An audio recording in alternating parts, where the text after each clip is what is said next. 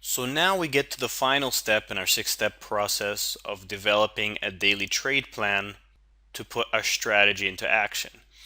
And this step is all about developing different market scenarios based on if-then thinking, if-then analysis. All right? So what we're going to be doing is taking a look at everything you've prepared so far, the context and the key reference areas and all the different things that have prepared you, and thinking, okay, if this happens, it would mean this, and this is how I'll trade it. If that happens, it would mean that, and this is how I'll trade it. Okay? And the easiest way to teach you this is to jump in to our live market scenario that we've been building up and show you exactly how I would do it. So let's jump into that. Okay, so here we are in the charts back to our live market example.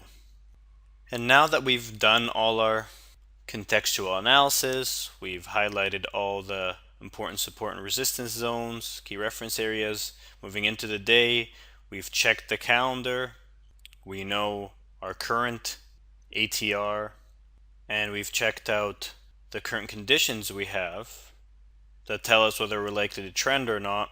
And now we can look at scenarios, okay, based on all of that.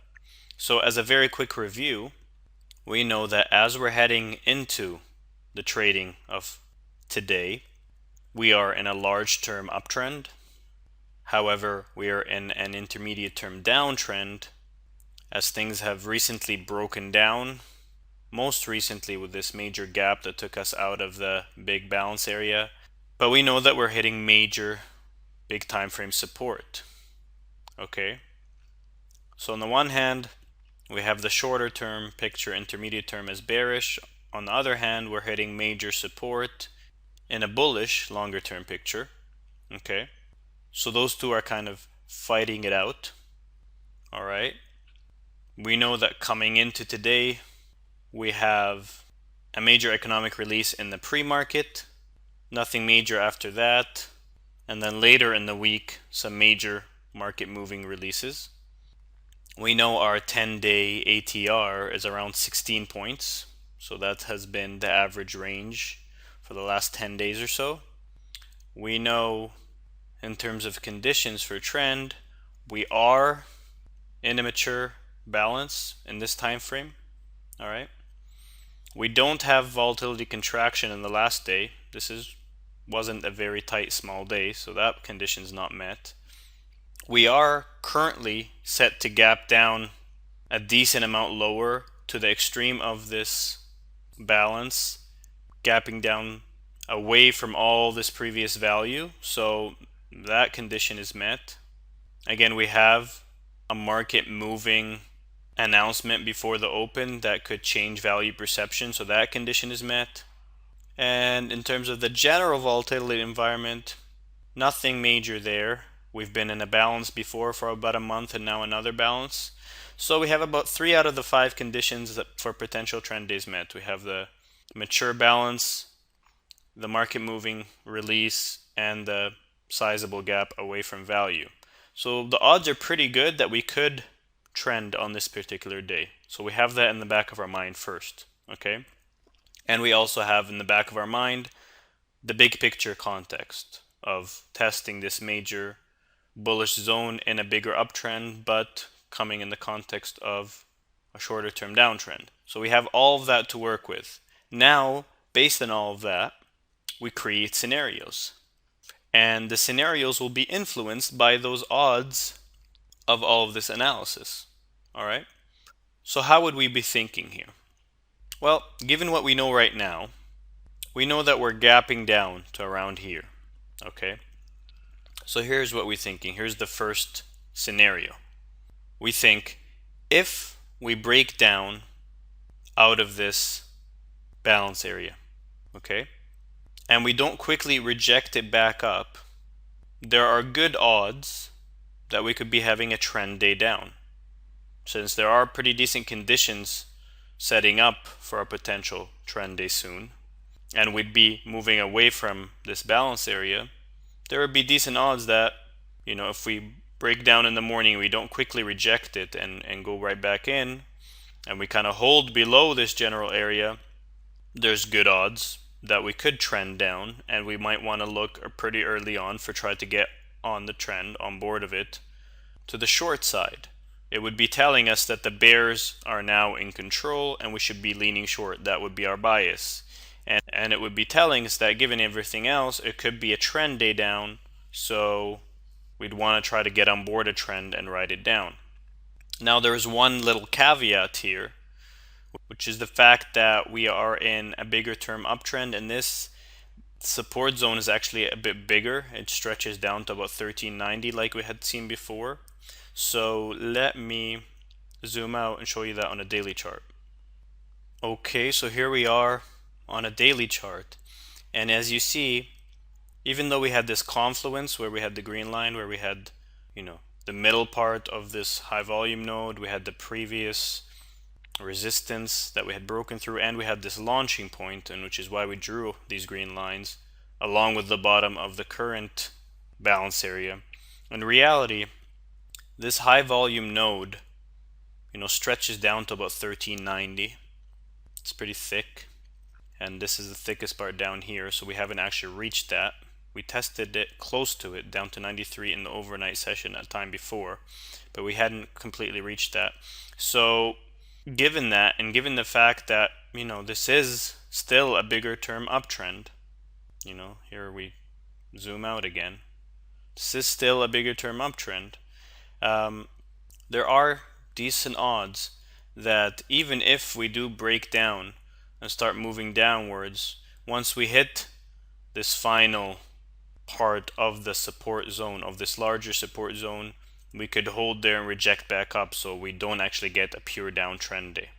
So we do have to keep that in mind. And this is a thing about trading. There's no clear things like simple if then A equals B, if this happens, that happens. It's not that simple. There's always if this and this, then you get this. But if this and that, there's always more to it than just simple linear thinking. It's more non-linear. It's more complex analysis. And this is how you have to train your mind to think. Don't be afraid of the fact that there's complex thinking involved. Don't think it's a bad thing. Trust me, it's a good thing. If it was too simple, it would be too easy and all this reward potential wouldn't be there. So appreciate the fact that it's hard. Be happy about that, okay? And realize that with practice, you'll be able to get much, much better at this. Each day you do this kind of analysis.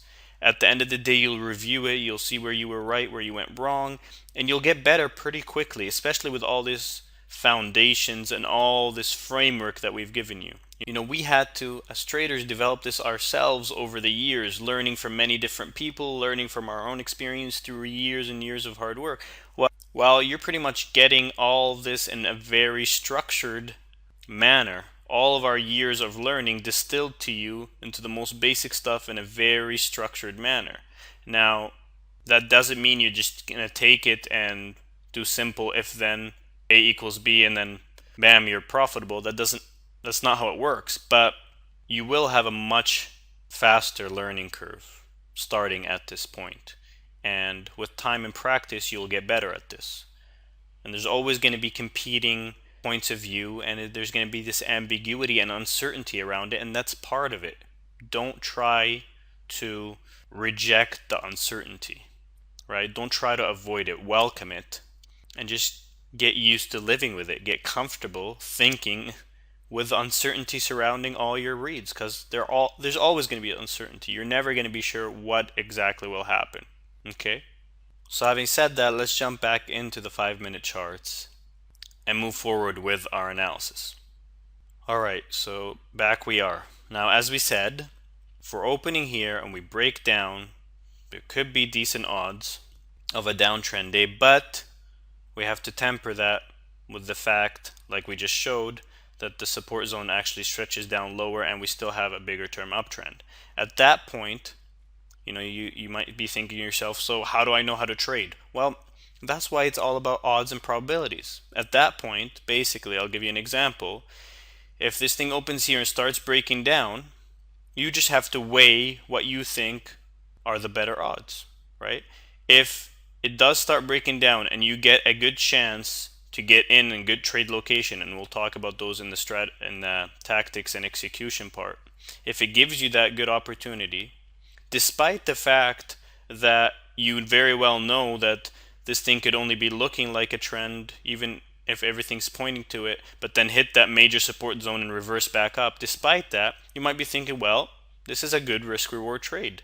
And I'm not trying to avoid losses like we discussed extensively in the trading framework section. We went deep into those, the probability type thinking and understanding how to actually look at losses. You would just take the trade. As simple as that. If you got a good trade location, you have good reward to risk, even though you very well know that this could be wrong and it could end up reversing, you would still take the trade. Why? Because it could be right. And it could turn out into a big downtrend day and just break through that support and be a huge trade, right?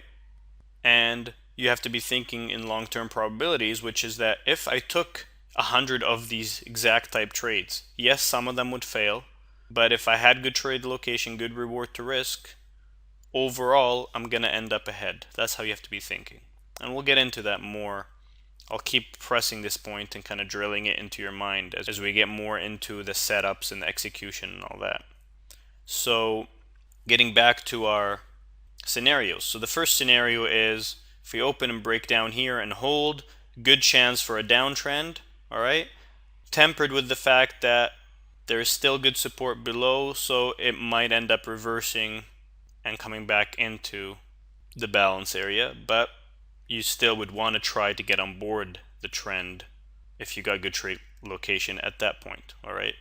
It would be telling you, at least for the short-term time frame, the bears are in control until you see anything proving otherwise. Now, if we were to open up here and test down and quickly reject this, try to go through and quickly reject this is our second scenario, instead of just going right through, then we got to be thinking, okay, we're rejecting the downside, we reject it sharply. We have to be thinking that, okay, responsive buyers are still active in this area. They don't want to let this market go down. And we have to be naturally thinking that the good odds are for a move back all the way to close the gap. Okay, because that's the real next resistance point. And in general, the way you got to be thinking about these scenarios is, okay, if I break a good support resistance zone, the odds are that I will move to the next one.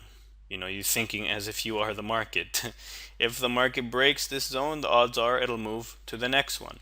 And if it holds a specific zone, for instance here, if it tries to break this and can't, the odds are that it'll rotate back towards the next zone, because before hitting the next zone, there's not much to stop it. There's not much opposing action from the other side. There will always be opposing action. That's why it moves in series of waves. But we're talking about where is the most opposing action, and that's going to be at these zones.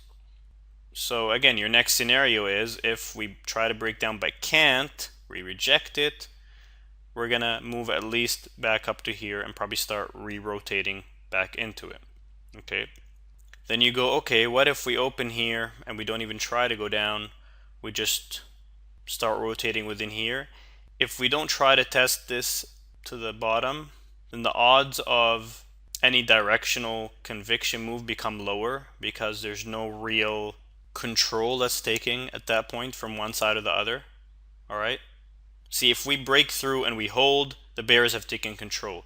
If we try to break through and we can't hold, the bulls are in control, and they're probably going to move extensively higher, testing at least this, and then if they move through this, potentially going to break out to the other side. But if we open and we don't test one side or the other, and we're just kind of going sideways, more than likely the day is not going to develop any sort of trend, right? No side will really have taken control. We'll probably just stay within this balance area for yet another day. Okay? And then finally, you got to be thinking, okay, what if we, open up here, test down, reject it, start flying higher, and actually get through? Well, then you got to be thinking, okay, you're going to have these major ones coming up next. If you get through this one, all right, the previous day's high, then the odds are pretty good that you're going to go test the highs of the whole balance area here. And if we break through those, even though we're hitting this resistance, at that point, you're thinking this thing was looking like it was gapping down lower, right? Rejected the whole bottom and just flying higher right through these. This could be a major breakout to the other side. And you would probably want to be getting on board that if you're seeing this. Okay? So this is how you have to train your mind to think in scenarios. And each day is going to be different, and this is going to take you time to develop how to do this, but stick to it. Think in scenarios. You're always thinking who's in control and where are they in control. Here, if we break down, the bears would be in control.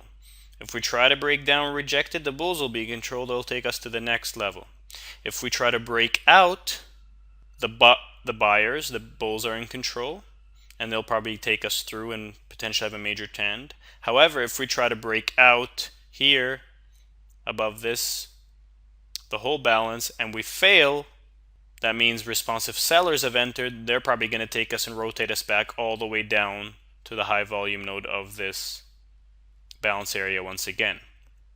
Okay, so just because you move through an area, like here at Zoom, now we come here. Let's say we were opening up here, all right, at 07 or 08 or something, and we take off and we move through this area. We go above 1675, so now we're above the whole balance area. Well, just because we just moved above it, it doesn't mean it's a valid breakout. It has to actually hold above it.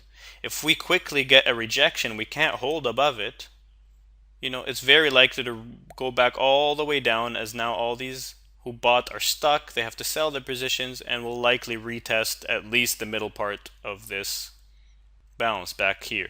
Okay, so that's how you have to be thinking in terms of bull bear zones.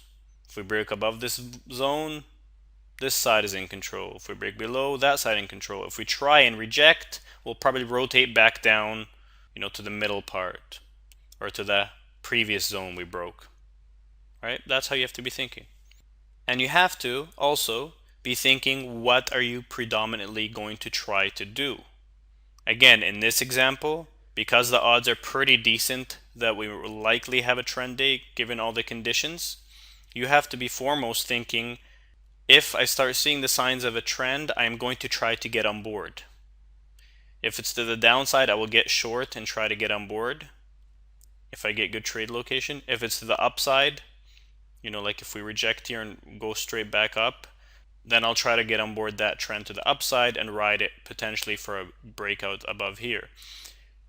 Now, if the context was different and the odds of a trending move were lower, okay, we didn't have a mature balance, we didn't have market moving news, those other things weren't there, we didn't have a major gap, then you would still be doing scenarios, but you would now be approaching them more from the sense of, okay, which areas am I going to fade? Not which trend am I going to get on board, because you're thinking likely that any directional move is probably going to fail, is not going to turn out to be a trend, right? So then you would be thinking, okay, if we get to this resistance zone, I'm going to sell. If we get to this support zone, I'm going to buy, right? You would be fading the key reference areas. Whereas now, because there's good potential for trend, if we get to this support zone, you're not necessarily going to buy. You're going to see, is it going to break through it? In that case, I'll get on board the trend. And another day, if there wasn't the trend potential, you might not believe a move so much that tries to get through it. You might be almost expecting failure because the odds of trend are low, right? So you'd be looking for that more. Whereas now, you would be watching, yes, what if it does fail, but you would be more trusting of it if it starts moving through it. All right, this is how all this preparation, all these scenarios, and the general strategy give you a basis for trading. I know I've covered a lot of stuff in here, but in the key takeaways, I'll break it down for you in a bit more structure, and you'll be able to review it and just kind of have some key principles to take away to help you do your scenarios better, to help you practice doing them. All right, but in general, this is it. This is our 6-step process, and This is the difference between trading like a professional, like a pro, and trading like most traders. Most traders have no clue about the overall context. They're not thinking if thens. What are most traders doing? Most traders are waiting for a setup, waiting for a pattern, going, okay, this looks good. Clueless about the big picture, clueless about what buyers and sellers are really doing, clueless about the key reference areas, clueless about the volatility, about the chance of having a trend versus a non-trend. It's just like, oh, it's a setup. It says buy it. It says sell it. You're not going to make money like that. Okay, so I hope you see the value in all of this. This is how the professionals think about the markets. And even if their specific strategy isn't exactly like ours, their thinking style will almost inevitably be like ours. You have to think contextually to really have an edge in the markets. Okay? So I hope you take the 6 step process, start putting it into use every day, take all the key takeaways, take the major points, drill them into your mind, set yourself up with a specific routine to go through this every day, practice over and over, watch these videos again to get different insights. And the more work you'll put into this, the faster you will improve. It took us, years to develop this on our own. Here you're being given everything in terms of best practices distilled all in one structured manner. So now you can take it and get very good at it pretty quickly if you dedicate yourself.